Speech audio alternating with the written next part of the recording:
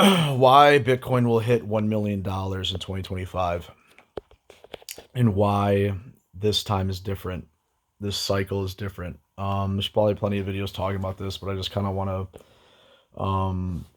just very clearly organize certain points of why I believe Bitcoin can hit $1 million in 2025. First thing let's start with is um, I guess it's 2 points, is the acceptance and to the extent to okay, let me put it this way: we have nation states that are going to ultimately be buying, and for the sake of argument, putting away the implications that might bring with maybe destabilize the entire world.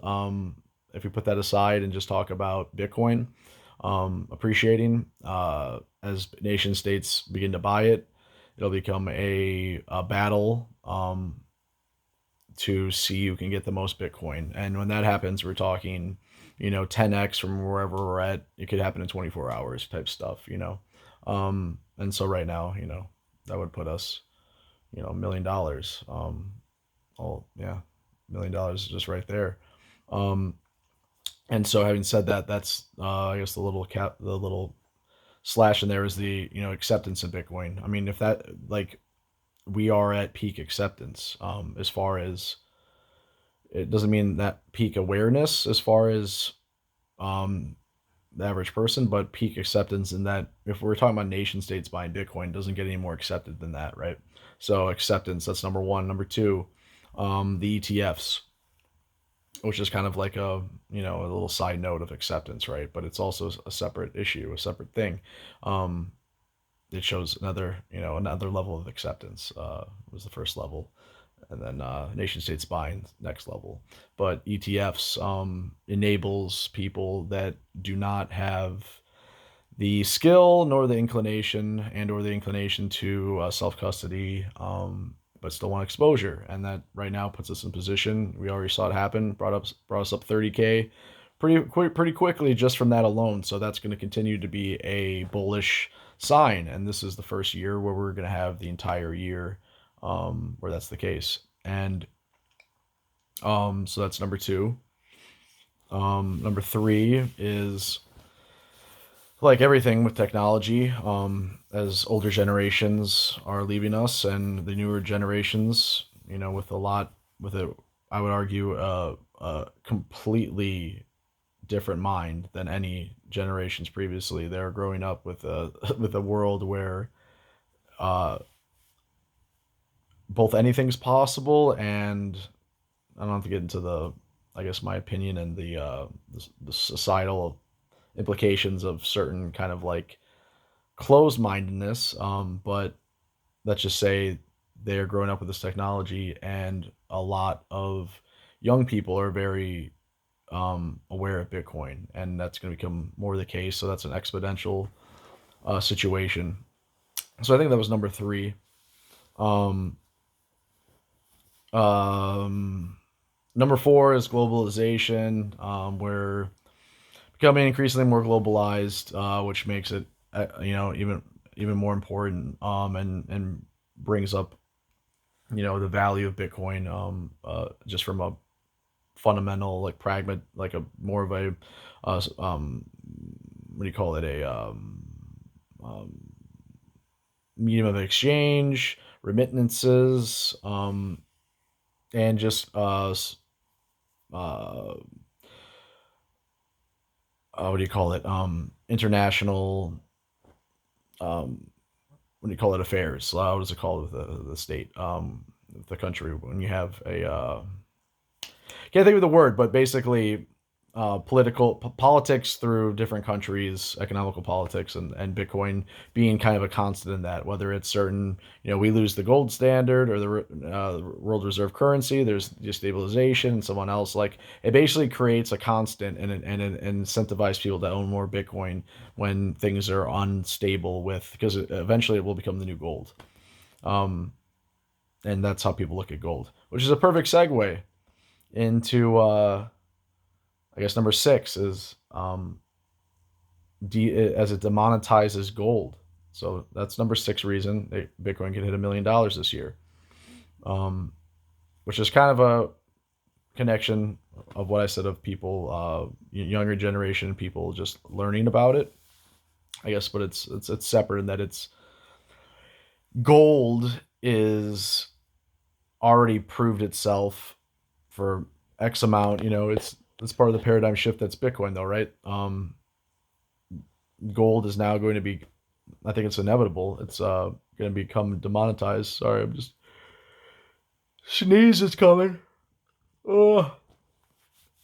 But yeah, it's going to be gold is going to just keep losing value against Bitcoin, and Bitcoin's going to suck in all of the gold bugs over time. 21 trillion, I think gold is right now, roughly, something like that. Yeah, Bitcoin right now, we're in February 2025. Bitcoin is, yeah, just under 2 trillion market capitalization, which is pennies. On the global dollar, lack of a better term or lack of a better expression. So, yeah, um, I think I'm just kind of spitballing towards the end here, but if I'm just going off the cuff, again, I'm able to just add the caveat. If you made this far in the video, that I'm somebody that I think I discovered Bitcoin in 2017. I think I spent from 2020 to 2025. Let's just say 2024, 2020 to 2024. Almost, it's not good. I'm not proud of it, but just so you know how much time where this brain's coming from is spending usually 5 hours a day every day, was whether it was at work listening to podcasts on it, or at home just researching it. You know how it is. You're in this video. It's just like once you go down the rabbit hole, some of us have an easier time. It becomes an addiction at some point, just being like, yeah, yeah. But anyway, yeah, tens of thousands of hours on Bitcoin. So having said that, let's move on to other bullish reasons for Bitcoin and why it will hit, most likely. Not most likely. Why it can hit. This is why it can hit $1 million in 2025. So we're on 7 roughly, or so let's say we're on number 8.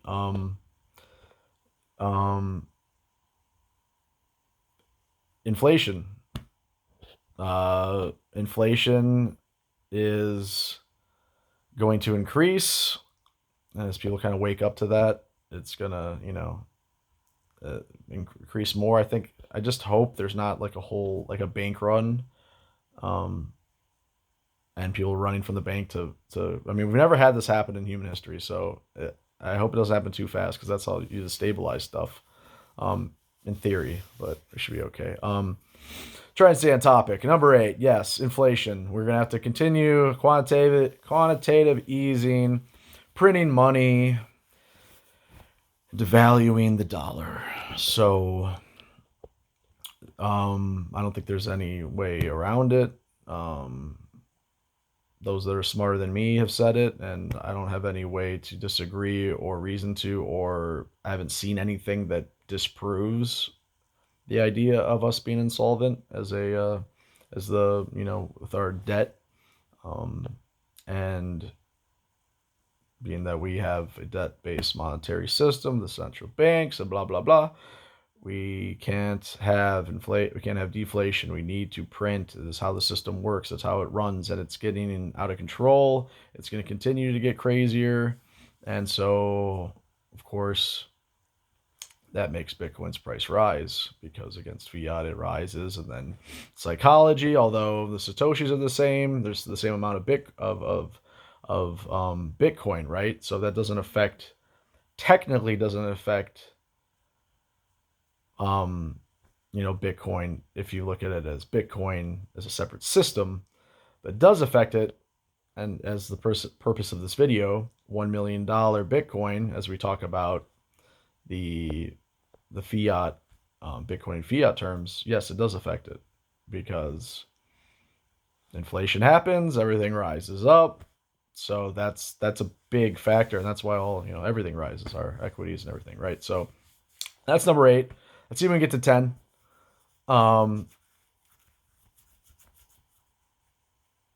let's talk about Web3. So Web3 and technology. This is a good one. Wrapped Bitcoin, basically. I put Lightning Network and Web3. Just anything that isn't strictly Bitcoin, apps even like everything, right? Just talk about layer two, layer three, roughly as Web3, and um from the Lightning Network to wrapped Bitcoin to even like, which isn't here yet, but I see Bitcoin using fractions of a Satoshi to validate and confirm identity. As AI and deepfakes become more prevalent, there's going to have to be some tie to reality and be able to prove your identity and prove who you are and what you upload. And like for this video, I would give a fraction of a Satoshi. This is who I am. Although that's not the best example because yeah, there's secure already with Google, but like let's say there's some kind of maybe commenting, right? If you want to comment, fraction of a Satoshi, this guy's verified, boom, easy peasy. And there's gonna be a million examples. That might not be the best example, but deepfakes are going to become increasingly more crazy. AI is going to make things just happen so fast, and it's going to be hard to really tell what's real anymore. It's already hard. So that's number nine.